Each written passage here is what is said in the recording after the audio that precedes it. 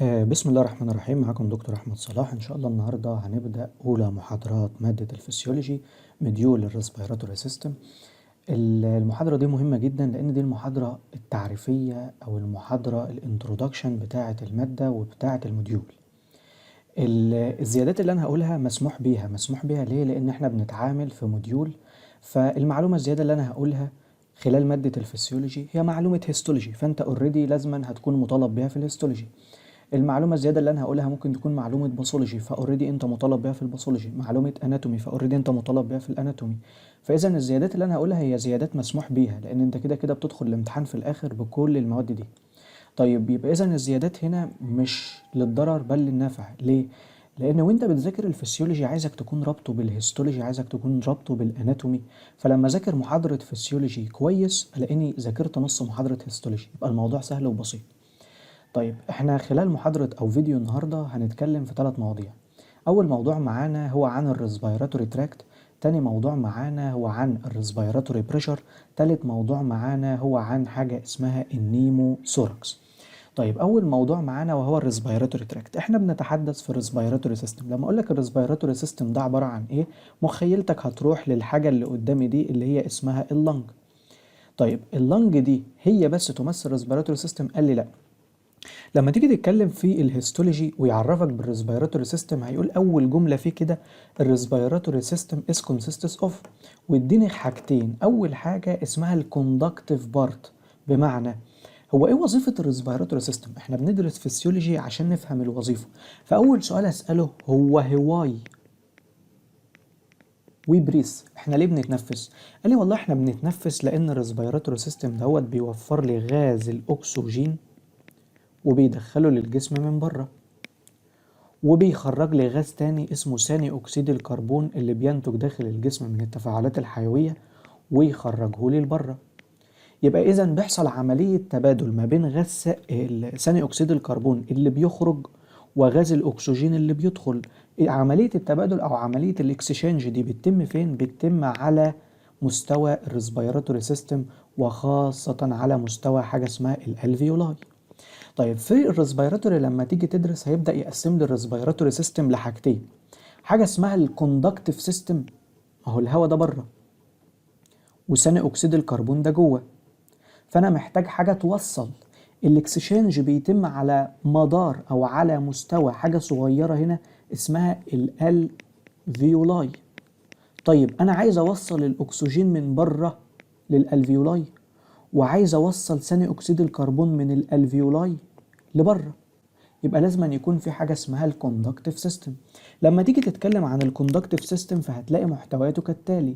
أول حاجة النافذة بتاعتك اللي اسمها النوز أو النيزل كافيتي. بعد النوز أو النيزل كافيتي هتلاقي حاجة اسمها الفارنكس. الفارنكس ده مشترك ما بين الجهاز التنفسي وما بين الجهاز الهضمي، فهو معبر. الهواء بيجي من الأنف يعدي على الفارنكس يدخل في اللارينكس ويروح للريسبيريشن، يروح للريسبيراتوري سيستم. والاكل بيدخل من الفم عن طريق الاورال كافيتي يدخل في الفارنكس، ومن الفارنكس يدخل للاسوفيجاس. فالفارنكس ده مشترك بين الاتنين. نيجي من الفارنكس نعدي بعد كده على حاجه اسمها اللارينكس اللي هي حنجره او صندوق الصوت اللي بنعمل منه فونيشن وبنخرج الصوت. عدينا اللارينكس اللي هي الحنجره، لو انت فاكر في الجي اي تي كنت بقول لك فيها حاجه اسمها الابيجلوتس، كل ده هنقوله دلوقتي. والفارنكس كان في حاجه اسمها الابيجلوتس. ندخل من اللارينكس بعد كده نلاقي عندنا التراقية اللي هي القصبة الهوائية. القصبة الهوائية تدخل الهواء ليمين وشمال، للرئة اليمين والرئة الشمال عن طريق حاجة اسمها البرونكاي. البرونكاي دي بعد كده تبدأ تنقسم، تبقى ماسورة كبيرة تديني تفرعات، وبعدين الماسورة دي ترجع تديني تفرعات، وبعدين الماسورة الصغيرة دي ترجع تديني تفرعات. ننتهي بحاجة اسمها التيرمينال برونكيول اللي هي البرونكيول النهائي، اللي هي أصغر ماسورة برونكيول ممكن تشوفها. ماسورة البرونكيول النهائية دي بتنقسم إلى حاجة اسمها الألفيولار داكت، قناة كده بتدخلني لحاجة اسمها الألفيولاي. الألفيولار داكت الصغيرة دي بتدخلني البالونة اسمها الألفيولار ساك، حقيبة الألفيولاي. حقيبة الألفيولاي دي بيبقى جواها كور صغيرة، كل كرة من دول اسمها ألفيولاي. يبقى انت كده فهمت الجهاز التنفسي ماشي ازاي. قال لي من اول التيرمينال برونكيول لحد الالفيولاي، ده هو اسمه الريسبيراتوري بورشن او الريسبيراتوري بارت، بمعنى ان عمليه الجاز اكسشينج، لان احنا قلنا ان الريسبيراتوري سيستم موجود عشان حته اسمها جاز اكسشينج، تبادل غازات، اديك اكسجين واخد منك ثاني اكسيد الكربون، صح ولا انا غلطان؟ صح. فالريسبيراتوري سيستم كله بيشتغل عشان حته الجاز اكسشينج. طب هذا الجاز اكسشينج حصل من اول التيرمينال برونكيول، ممكن هنا يحصل تبادل غازات، ممكن في الالفيولار داكت يحصل تبادل غازات، ممكن في الالفيولار ساك، ممكن في الالفيولاي. يبقى الاربعه دول على مستواهم ممكن يحصل جاز اكسشينج، فدول بسميهم الريسبيراتوري، ده الريسبيراتوري بورشن، الريسبيراتوري بارت. ما فوق التيرمينال برونكيول كله للتوصيل، لتوصيل الهواء من الجسم إلى الخارج ومن خارج الجسم إلى داخل الجسم، لتوصيل ثاني أكسيد الكربون للخارج ولتوصيل الأكسجين إلى الداخل.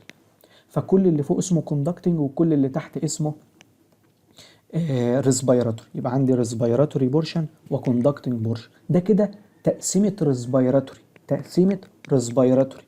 طب نيجي اللي احنا هنا للفسيولوجي والباثولوجي، بيتعاملوا مع الريسبيراتوري سيستم ازاي؟ قال لي بيتعاملوا معاه او الريسبيراتوري تراكت على انه جزئين.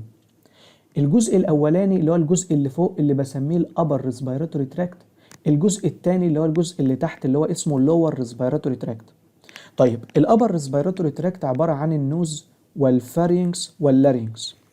اللور ريسبيراتوري تراكت عباره عن التراكيه والبرونكاي بمستوياتها، اللي هو المين برونكاي ثم السكندري برونكاي ثم الترشري برونكاي ثم التيرمينال برونكاي، لحد ما تدخل لنسيج اللنج، نسيج اللنج اللي هو الالفيولاي، اللي هو الالفيولاي بالالفيولار ساك بالالفيولار داكت، الكلام اللي انا قلته ده كله.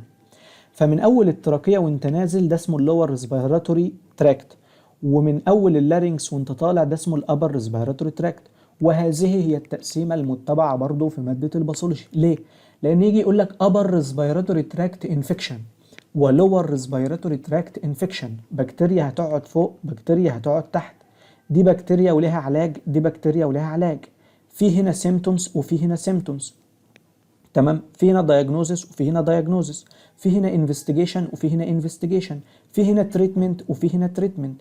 يبقى دي التقسيمه ما بين ما بين الفسيولوجي والباثولوجي وما بين الايه الهيستولوجي. يبقى انت كده عرفت الريسبيراتوري سيستم بيتكون عندك من ايه.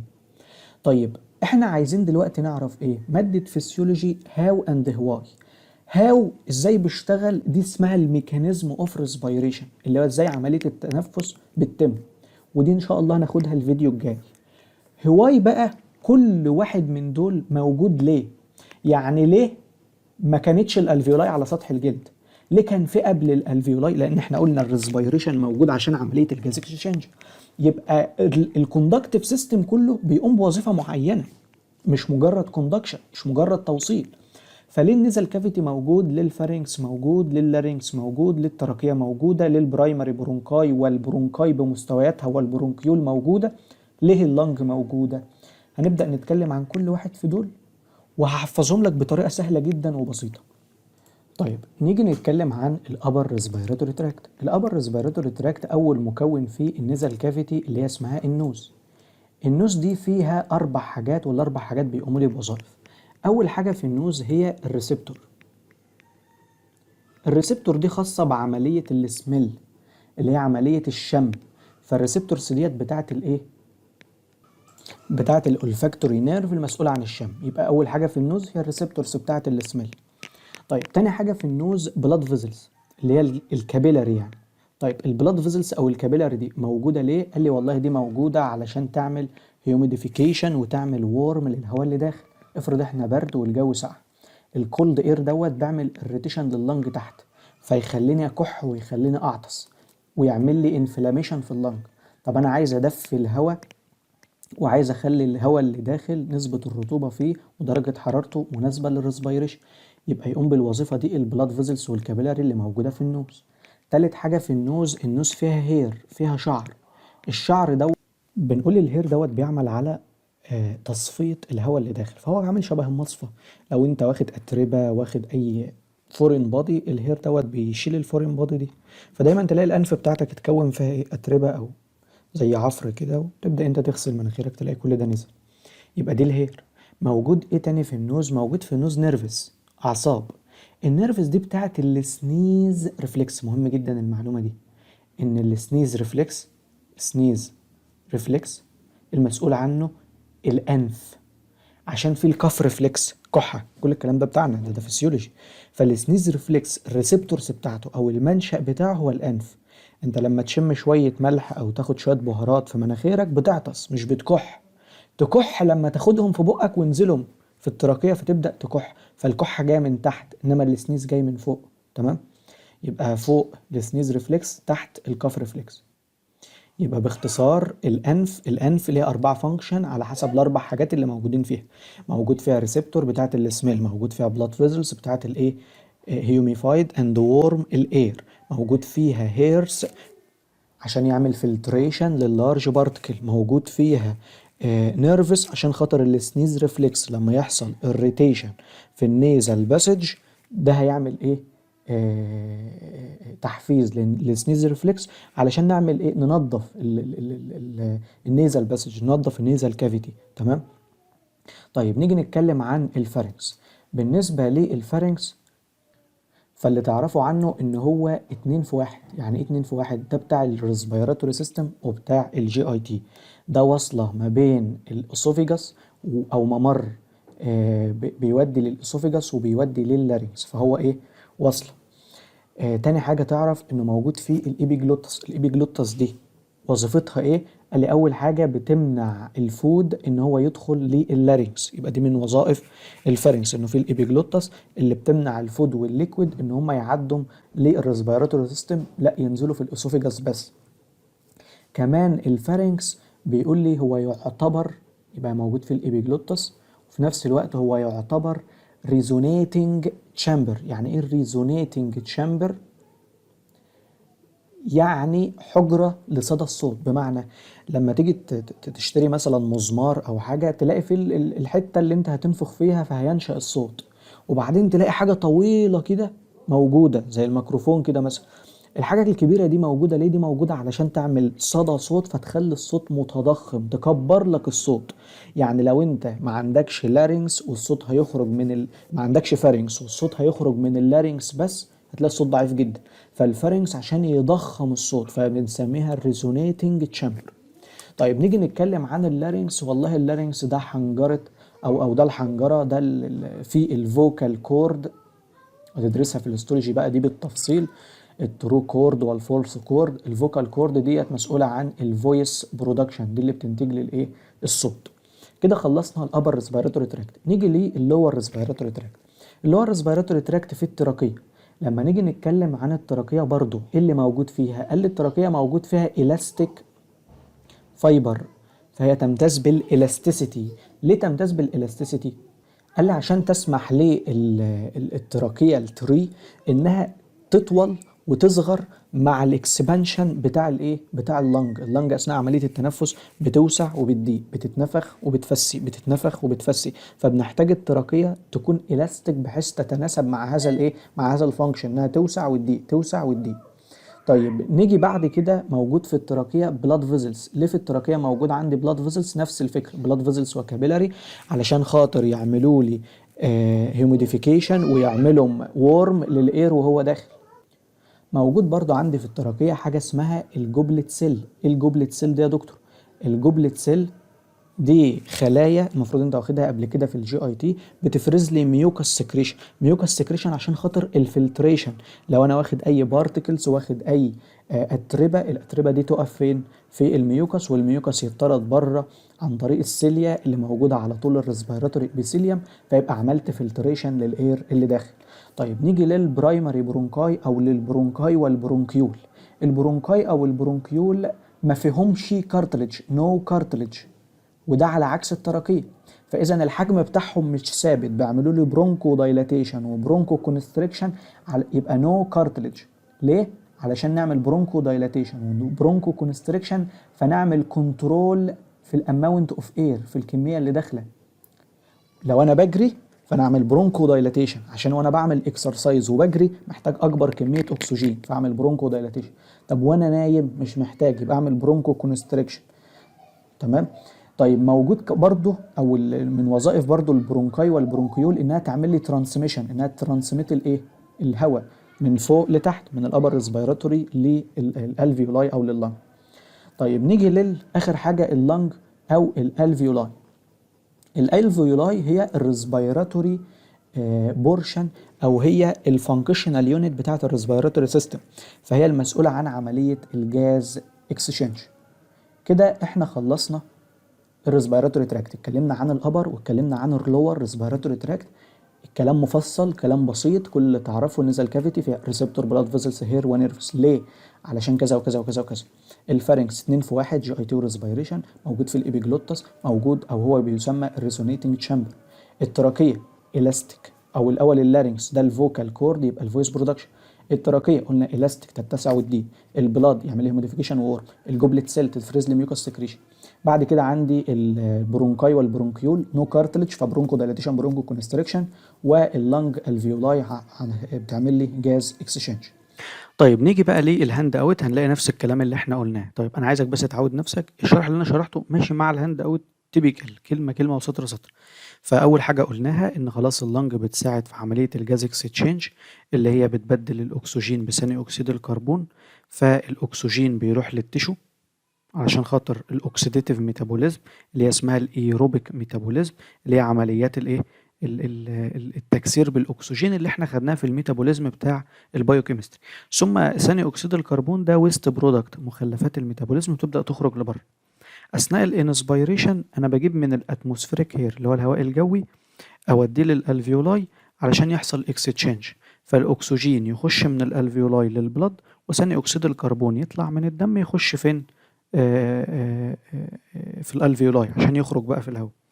بعد الاكستشينج بيبدأ الارتري يبقى اوكسجينيتد، او خلاص بينقل الاكسجينيتد بلاد من القلب للتشو، والاكسجين بيروح للتشو علشان التشو يستخدمه في زي ما قلنا الايروبيك ميتابوليزم او الاوكسيديتيف ميتابوليزم.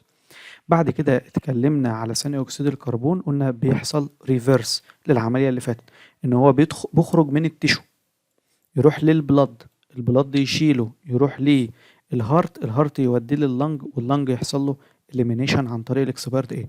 هل كل الكلام ده مش ملوش اي 30 لازمه؟ اللنج بتفاسيليتيت الاكستشينج اوف الاكسجين اند ثاني اكسيد الكربون بس، شكرا.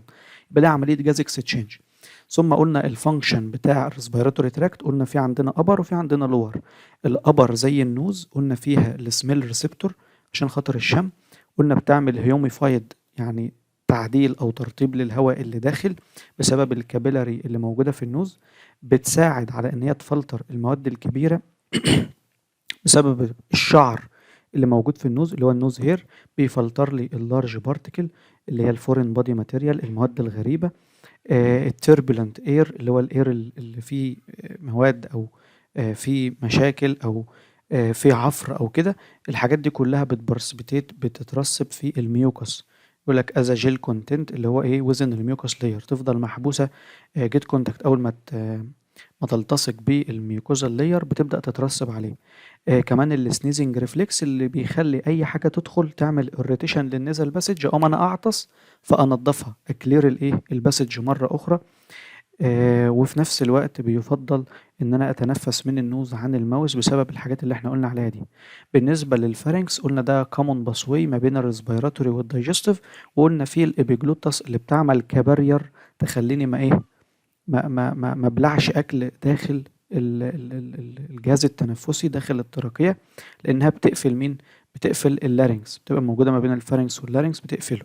فبقول لك لما بتيجي تبلع اكل او سوائل، الابيجلوتس بيبقى سيل يعني حاجز او مانع على اللارynx، يمنع الاسبيريشن ايه اوف الفود، وكذلك الليكويد. بالنسبه بقى للفارنكس قلنا ده بيسميه الريزونينج او الريزونيتنج تشامبر، اللي هو بيضخم الصوت شويه عشان اللارynx ينتج الصوت. بالنسبه لللارynx قلنا ده الشامبر ايه اوف فويس، اللي هو صندوق الصوت بتاعي.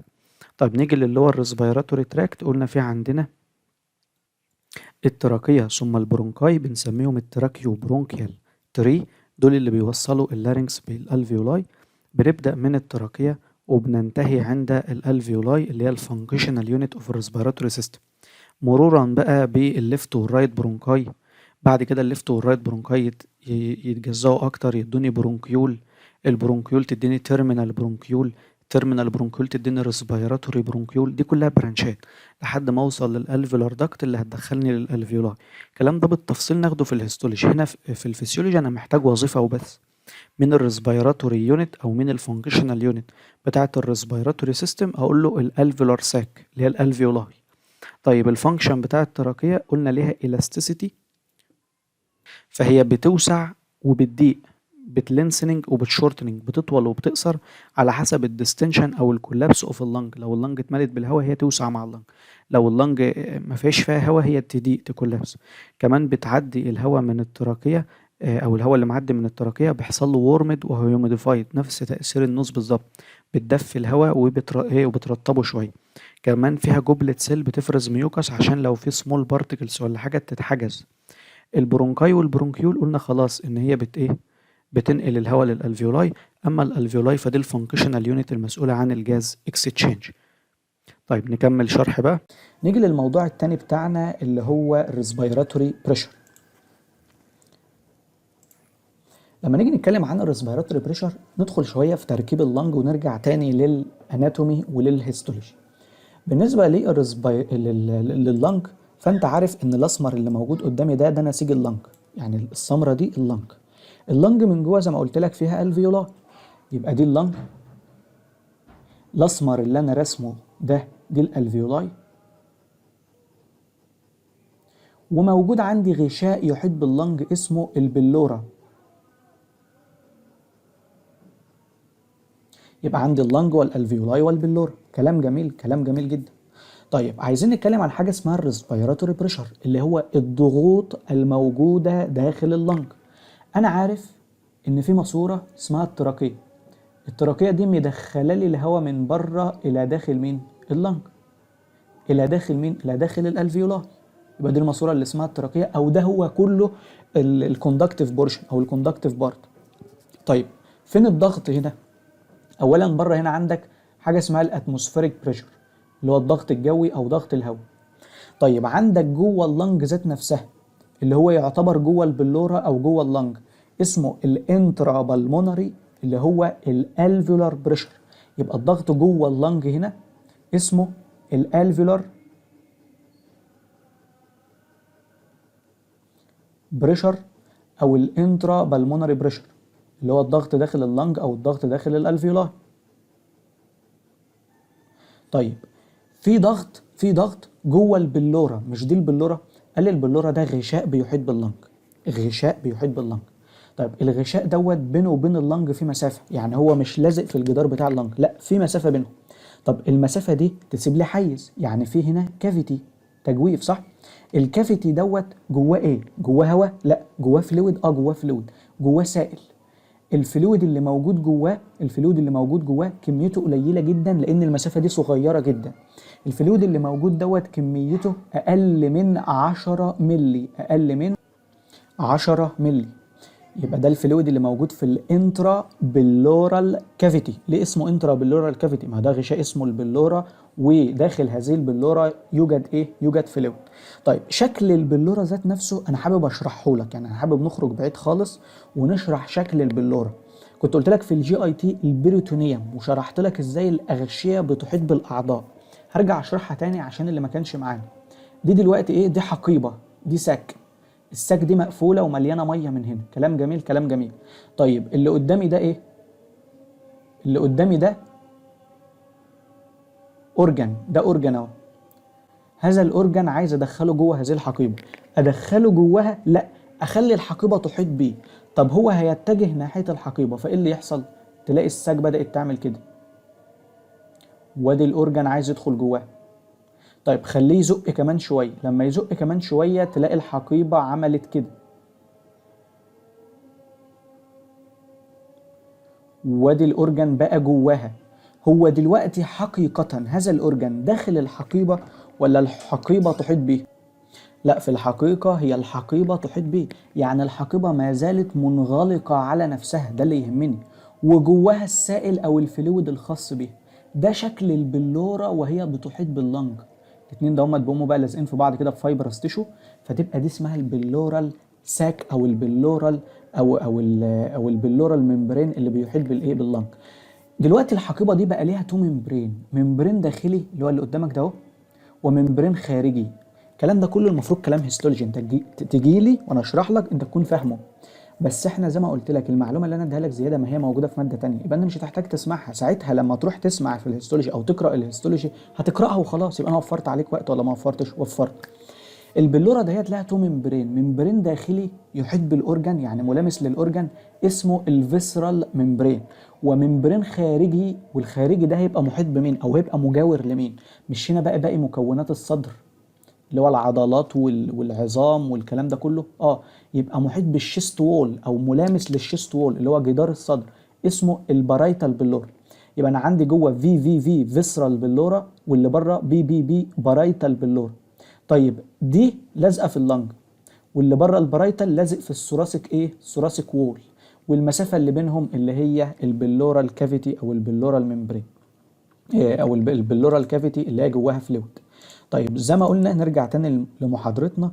يبقى اذا انا راسمها لك خط بس انت فاهم بقى ان هي ايه؟ ممبرين وتجويف وفي كافيتي وكلام من ده. طيب الكافيتي دوت قلنا فيه فلويد اقل من 10 مللي. في عندك حالتين لهذا الفلويد، ممكن الفلويد دهوت يزيد عن 10 مللي، ولما يزيد عن 10 مللي هيتخن، ولما يتخن هيضغط لي على اللنج فهيأثر لي على شغل اللنج.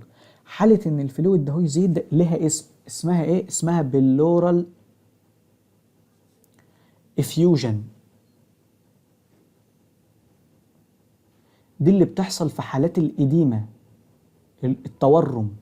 يقول لي في حالات مثلا زي نقص الالبيومين اللي هي الهايبو البيومينيميا، عمليه الفلتريشن بتتم وما بتلاقيش بروتين يعمل عمليه ري ابسوربشن، وبالتالي هذا الفلويد ما هو بيتكون بالفلتريشن ويرجع يمتص منه تاني ري ابسوربشن.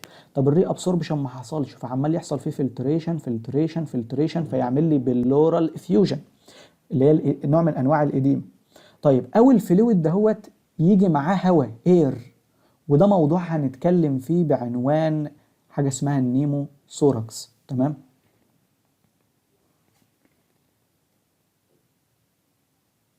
طيب لما نجيله بقى نبقى نشوف ايه اللي حصل فيه. النيمو سوراكس فيه هنا اكس. تمام؟ النيمو سوراكس ده وجود اير داخل البلورال كافيتي. طيب نرجع لموضوعنا تاني. قلنا ان ده البلورال كافيتي وجواه فلويد، والفلويد دوت اقل من 10 مللي. كلام جميل، كلام جميل جدا ويحترم. طيب يبقى الفلويد ده اقل من 10 مللي. طيب عايزين نعرف ايه تاني؟ عايزين نعرف بقى ان جوه البلورة اهو في بريشر اللي هو الفلويد ده له ضغط. الضغط داخل البلورال كافيتي او داخل البلورة اسمه البلورال بريشر. البلورال بريشر. ثم في عندي ضغط خلال نسيج اللنج اللي هو ايه؟ اللي هو اسمه الترانسبالمونري. دكتور معلش بقى اهدى عليا كده وارجع قول لي الكلام ده تاني. انا عندي دلوقتي ضغطين، انا بدرس حاجه اسمها الريسبيراتوري بريشر اللي هي الضغوط الموجوده. قلنا في عندي حاجه بره اسمها الاتموسفيريك بريشر اللي هو الضغط الجوي مالناش دعوه بيه. ثم عندي حاجه جوه اللنج اسمها الالفيولار بريشر اللي اسمها التاني انترا بالمونري. اشطب على انترا بالمونري وانساها دلوقتي، خلينا في الالفيولار بريشر اللي هو داخل الالفيولار. في عندي بريشر تاني موجود داخل البلوره اسمه البلورال بريشر. طيب لو قلت لك دلوقتي ده داخل الالفيولاي اسمه الفيولار، وداخل البلورة اسمه بلورال بريشر. طب ما هو في فرق ضغط، طالما في ضغط هنا وفي ضغط هنا وفي جدار، يبقى هذا الجدار متأثر بفرق ضغط. هذا الجدار متأثر بفرق ضغط اللي هو فرق الضغط ما بين البلورال بريشر والالفيولار بريشر. هذا الضغط او انا مسميه ايه؟ اسميه ترانس يعني خلال، جاي من ترانسبورت، يبقى ترانسبالمونري بريشر. يبقى الترانسبالمونري بريشر هو فرق الضغط ما بين البلورال بريشر والالفيولار بريشر. لما اقول لك ايه الالفيولار بريشر هتقول لي ده الضغط داخل الالفيولار اللي هو الضغط داخل اللنج. لما اقول لك ايه البلورال بريشر هتقول لي ده الضغط داخل البلورا.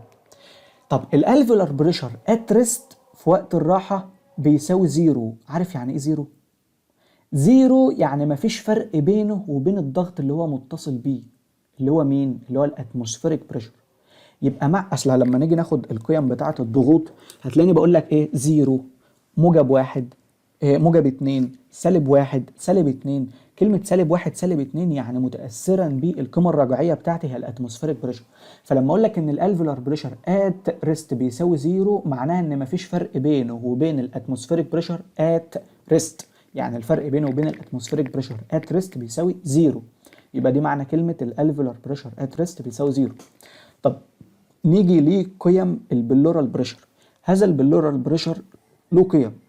ات ريست بيبقى سالب 3 سالب 4. قول لي بقى انت يعني ايه ات ريست سالب 3 سالب 4؟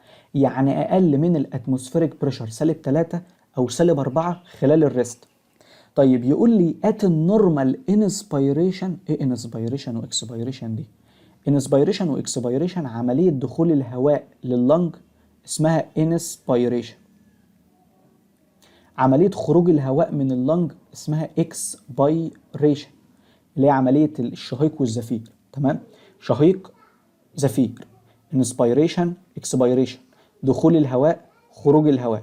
كلام جميل كلام جميل. فبيقول لي ات النورمال. ويعني ايه نورمال؟ يعني وانت قاعد هادي وبتتنفس. ليه؟ لان في الاب نورمال او الفورسد اللي هو وانت بتنهج، فانت بتاخد هواء غصب عن الهواء بتشفط. فانا مش عايز الشفط ده، انا عايز النورمال انسبيريشن. ات النورمال انسبيريشن قيمه الضغط ده بتبقى سالب 5 سالب 6 سالب 5 سالب 6. ات النورمال اكسبيريشن الضغط ده بيبقى قيمته سالب 2. طيب نجمع الكلام اللي احنا قلناه كله تاني بهدوء كده. الرسمه اللي قدامك دي فيها 3 ستراكشر. الاسود ده اللي هو اللنج، عندي اللي طالع منها دي الالفيولاي، الاحمر ده البلورا، اللي في النص ده البلورا الكافيتي. هذا البلورا الكافيتي جواه فلويد اقل من 10 مللي. الفلويد ده ممكن يكون في حالتين، يا اما زايد اسميها بلورال افيوجن، يا اما معاه هواء اسميها نيمو ثوركس. الكلام ده كله موجود عندكم في مصدر المذاكره بالترتيب، نفس الكلام اللي انا بقوله بنفس الترتيب بنفس الشرح. طيب بعد كده عندي البلورا، الضغط او الضغوط الموجوده في عندي ضغط داخل اللنج اسمه الالفيولار بريشر قيمته ات ذا ريست صفر. طيب عندي ضغط اسمه البلورال بريشر داخل البلورا ات الريست سالب 3 سالب 4.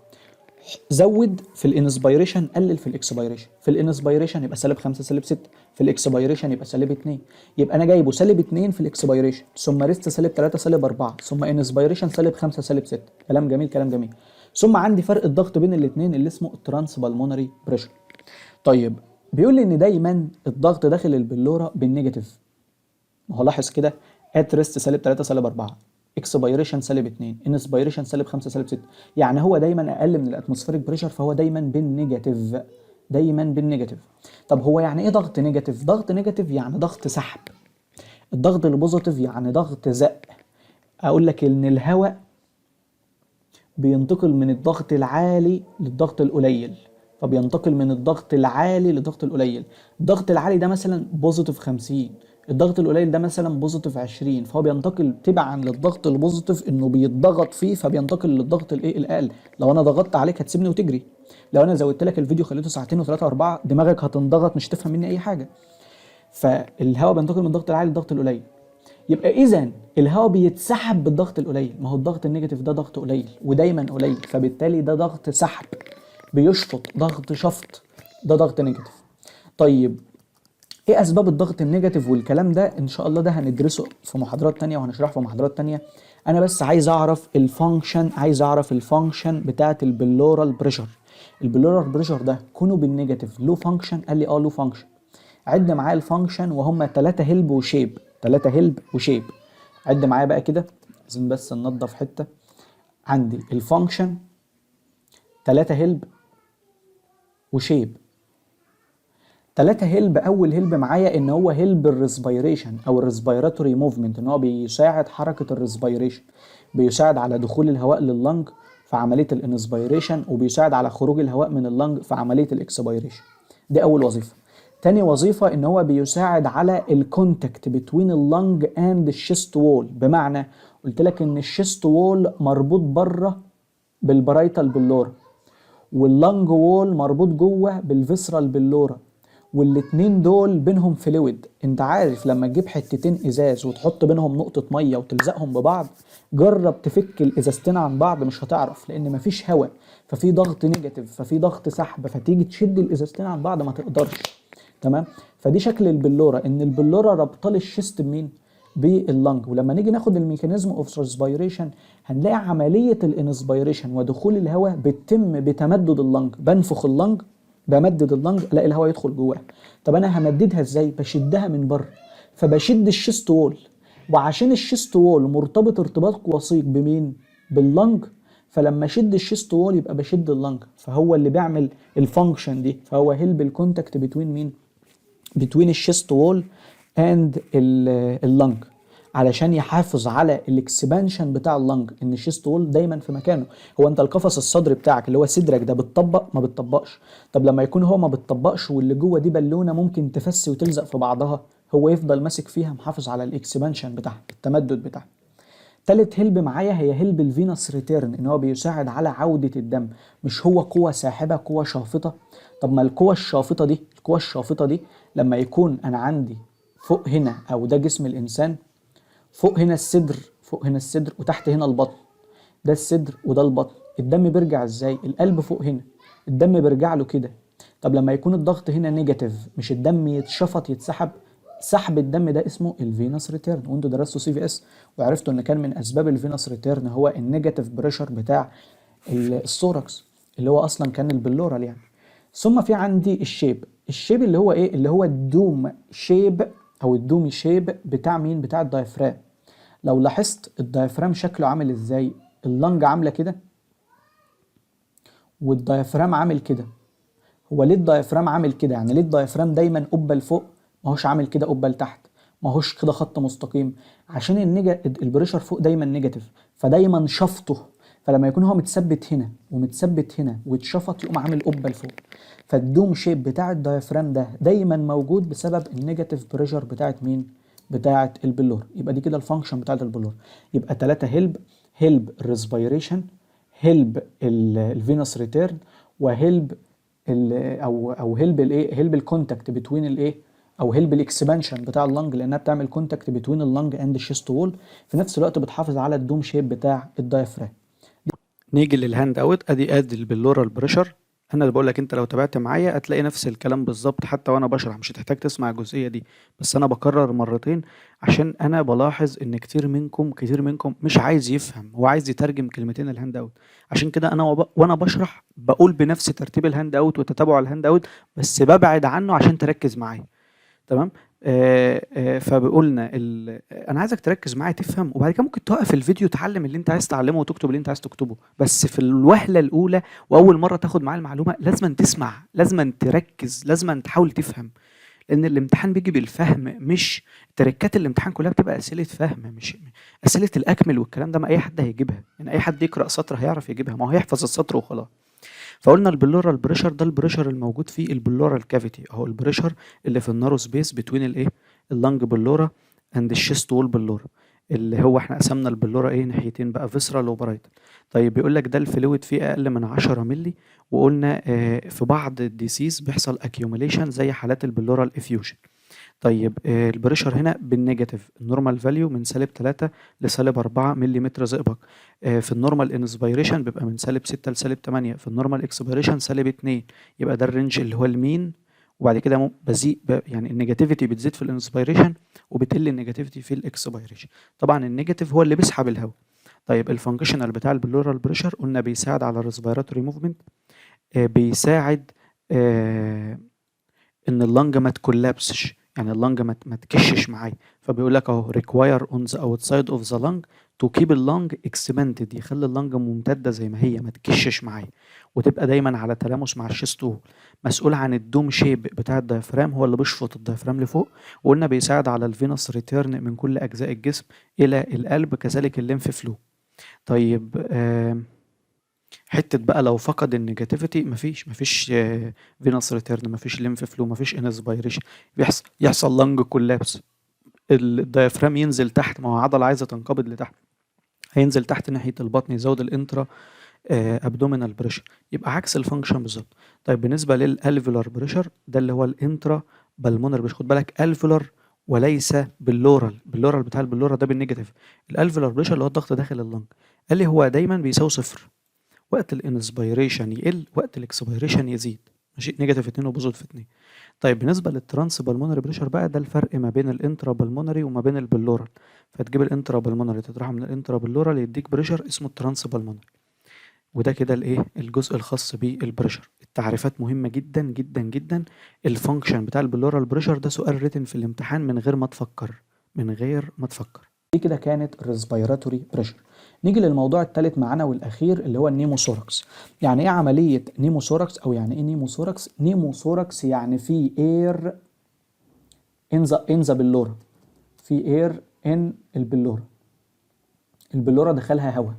طب هي البلورا لما يدخلها هواء ايه المشكله؟ البلورا لما يدخلها هواء هيبقى الضغط فيها بوزيتيف، لان الهواء هيدخل يضغط. طب ما هو الضغط فيها بوزيتيف، دي فيها مشكله؟ فيها مشكله طبعا. لو رسمنا اللنج بشكل صغير كده ورسمنا البلورة كده، فالتجويف ده صغير ودايما بالنيجاتيف. لكن لما يدخله هواء، لما يدخله هواء هيبدأ يضغط على اللنج. عارف يضغط على اللنج هيخليها عاملة ازاي؟ هيخلي اللنج عاملة كده. تيجي تشوف مثلا اللنج هتلاقي اللنج قامت عاملة كده، لأن المكان ده قعد فيه هواء والهواء ده موجود فعمال يضغط لي على اللنج. تمام؟ يبقى النيموثوركس ووجود اير في البلورة هيؤدي إلى البريشر اوف ذا لنج. طيب يعني تعريف النيموثوركس هو وجود اير في البلوره. الاير دوت بيؤدي الى ايه؟ انضغاط البلوره فيأثر على الفانكشن بتاعها. يقول لي يخلي اللنج تعمل كولابس، يعني تنضغط. هو ده اللنج كولابس. طيب النيموثوركس ده منه انواع طبعا، وكل نوع على حسب السبب بتاعه. هناخد في النيموثوركس 4 انواع. حاجه اسمها سبونتينيوس، وحاجه اسمها التروماتيك، وحاجه اسمها السكندري، وحاجه اسمها التنشن. طيب عايزين نتكلم في الاربعه دول بكل بساطه، احنا مش عايزين نطول في الشرح. سبونتينيوس يعني ايه؟ سبونتينيوس يعني فجاه لقيت هوا داخل اللنج. ايه السبب؟ مش لاقي سبب. ايه السبب؟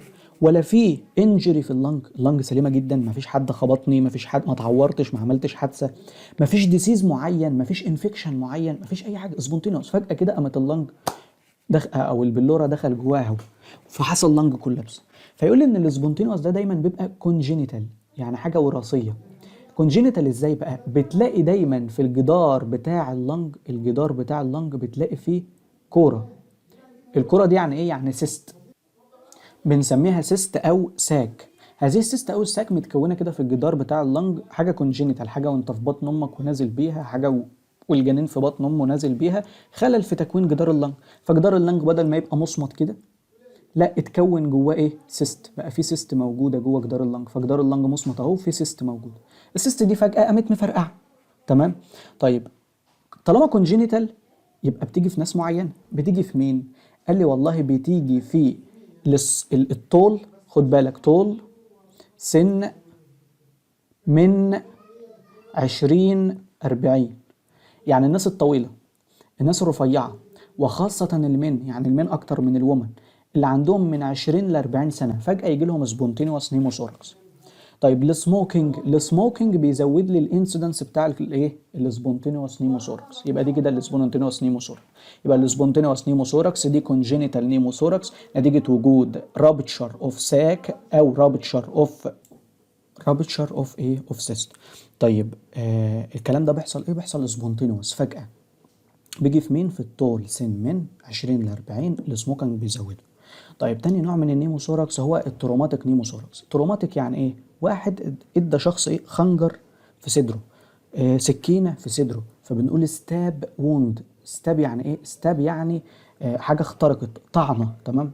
ستاب ووند ادت الى تكوين هول، فتحه في مين؟ في البلور. فالهواء بتاع الاتموسفيريك، الهواء بتاع اللنج، ايا كان مصدر الهواء مش هتفرق، المهم ان انا خرمت اللنج فبعد في فتحه في البلور. الفتحه في البلوره دي ادت الى دخول هواء في البلوره، فالهواء لما اتجمع قام ضاغط على اللنج، عامل لنج كولابس، وقام عامل لي المشاكل بتاعه النيموثوركس. طيب تاني نوع معايا، تالت نوع معايا هو السكندري. وكلمه سكندري يعني ديو تو، يعني ايه؟ يعني حاجه ادت الى خلل تاني غير البلوره ادى الى وجود خلل في البلوره. يبقى كلمه سكندري يعني كومبليكيتد، يعني كومبليكيشن من مرض تاني. كومبليكيتد بقى فروم انفكشن، فروم عدوى بكتيريه ادت الى ضعف جدار البلوره فالبلوره فرقعت.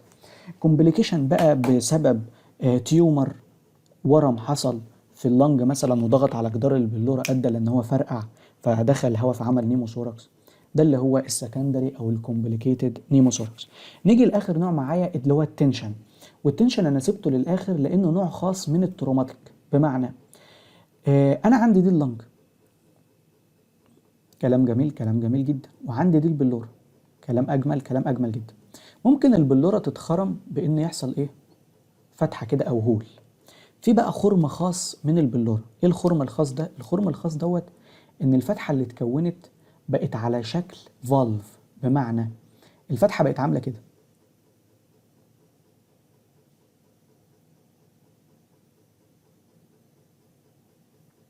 دي الفتحه اللي اتكونت. فايه اللي حصل؟ اللي حصل ان ده اوت سايد وده جوه البلوره انسايد. الهواء هو جاي يدخل هيزق الايه؟ الجدارين دول ويدخل فيتكون هواء هنا. طب وهو جاي يخرج هيزق الجدارين فيقفل. يبقى اذا الفتحه ما عادتش رايح جاي. اصل في معظم انواع النيموثوركس الهواء بيفضل يدخل لحد ما الضغط داخل البلوره اللي هو كان بيبقى في الاكسبيريشن -2، في النورمال -3 -4، في الاتموسفيريك في الانسبيريشن -5 -6.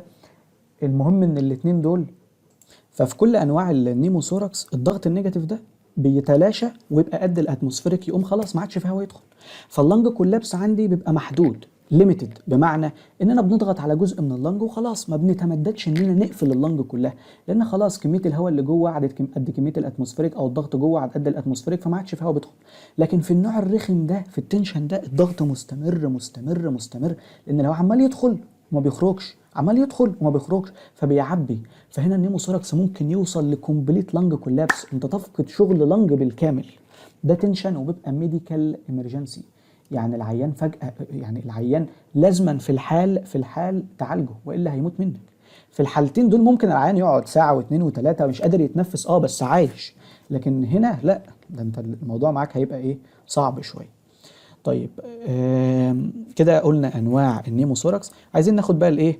الايفكت اوف النيموثوركس، ودي حاجه انت بالنسبه لك 5 كلمات هنقولهم مش هناخد دقيقه. لما النيموثوركس يحصل ده هيؤدي الى ايه؟ والله هيؤدي لاول حاجه لانج كولابس. اللانج بتاعتي حجمها هيقل، هتتضغط وانت شفته. تاني حاجه هنفقد الدوم شيب، ما هي دي كانت من وظائف الانترابلورال بريشر، هنفقد الدوم شيب بتاع الدايفرام. الدايفرام هينزل عندي لتحت. تمام. هو الدوم شيب ده كان مهم. الدوم شيب ده عشان يوسع للبطن، اصل اعضاء البطن كتير، فكده بطنك هتخرج لبره، ما هو الدايفرام هينزل يضغط عليه، هيرجع لاصله بقى. تالت حاجه هيحصل شيفت للميديا ستاينم، بمعنى ان دي عندي الرئه اليمين، ودي عندي الرئه الشمال، وده الصدر ككل. طيب حصل دخول للهواء هنا ولانج كولابس هنا، الضغط هنا بقى زياده، الضغط هنا الزياده يعمل ايه؟ يزق ده الجزء مثلا، ده الرايت، وده الجزء الايه المصاب، ده الجزء اللي فيه النيموثوركس، هيزق على الجزء النورمال، على الجزء السليم، فلاقي الجزء النورمال بالضغط، فبيقول لي شيفت اوف الميدياستاينم. ميدياستاينم يعني محتويات الصدر، يحصل لها شيفت للجزء النورمال. فلما اجي ابص الاقي ايه؟ الاقي التراكيه عامله كده، الاقي القلب رايح ايه؟ هنا، يعني القلب المفروض يترسم هنا، لا القلب الاقيه مرسوم هنا في الاكس راي بقى وفي الحاجات دي. طيب رابع حاجه عندي طبعا الفينوس ريتيرن مش موجود، والفينوس ريتيرن مش موجود يبقى الليمف فلو برده مش موجود، لان من اهميه البلورال فانكشن انها كانت بتعمل لي ايه؟ سكشن، فبتساعد على الفينوس ريتيرن وبتساعد على الليمف فلو، فالاثنين دول بايظين. خامس حاجه كاردياك وبالمونري ابنورماليتي. يبقى كده محاضره الانترودكشن خلصت. نيجي تاني على الهاند اوت سريعا. النيموثوركس قلنا ده كولكشن اوف الاير في الانترا بلورال سبيس. تمام. بيبقى بيسبب ليا لانج كولابس، يخلي اللانج كولابس يعني تكش زي ما انت شايف كده، شايف اللانج عامله ازاي؟ طيب والهواء فين؟ الهواء هو في البلوره هنا. طيب قلنا انواعه، في سبونتينوس، في سكندري اللي هو الكومبليكيتد، في التروماتيك، وفي التنشن.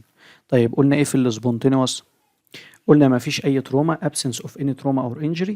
ده كل المشكله ان دي حاجه congenital، في سيست او سمول ساك اللي هي اسمها بليب على السيرفس بتاع اللنج، بتبقى congenital، قلنا بتبقى حاجه وراثيه.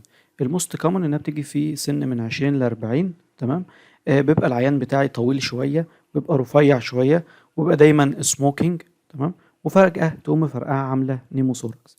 طيب بالنسبه للتروماتيك، قلنا التروماتيك لا دي تروما، في خبطة حصلت، فالتروما اللي حصلت دي زي مثلا ستابنج في الشيست، واحد خد سكينة في صدره، هنا الهواء هيبدأ يدخل للانترا باللورال ايه سبيس من الاتموسفير عن طريق الخرم اللي انت كونته في الشيست وول. طب بالنسبة للسكندري نيموثوركس قلنا دي كومبليكيتد، دي بتزيد واحدة واحدة، دي بتزيد واحدة واحدة. بس خد بالك في التروماتيك الخبطة جالي من بره، في السكندري الخبطة جالي من جوه في تيومر او في انفكشن، فهيفضل الهواء يدخل لحد ما ايه ما يساوي الاتموسفيريك بريشر. بالنسبة بقى للتنشن نيموثوركس فيقول لك دي الماجوريتي اوف كيس بتبقى تنشن نيموثوركس، ودي بيبقى بقى مشاكلها ايه؟ ان هي ميديكال ايمرجنسي، لازم أن تعالج المريض بتاعك في الحال هيموت منك. فبيقول لي هوت ان الجاس فلو ستوب لما البريشر بتاع الانترابلورا يساوي الاتموسفير. طب هل بنثبت على كده ان التو بريشر بيساوي بعض وشكرا؟ لا يا دكتور، ده بيفضل كمان يزيد يزيد يزيد لدرجه ان هو بيفحص اللنج، تمام، بيحصل كومبليت لنج كولابس. فبيقول لي هوت ان جدار اللنج الوول اوف ذا لنج بيهيف لايك ا فالف، بيسمح بدخول الهواء without allowing to leave. فبالتالي انت البريشر عندك جوه عمال يزيد قوي ويوصل كمان ان هو يبقى اعلى من الاتموسفيريك بريشر. فبيقول له very rare the pressure within intrapleural space continue to rise above الاتموسفيريك، بيعلى كمان اكتر من الاتموسفيريك، تمام.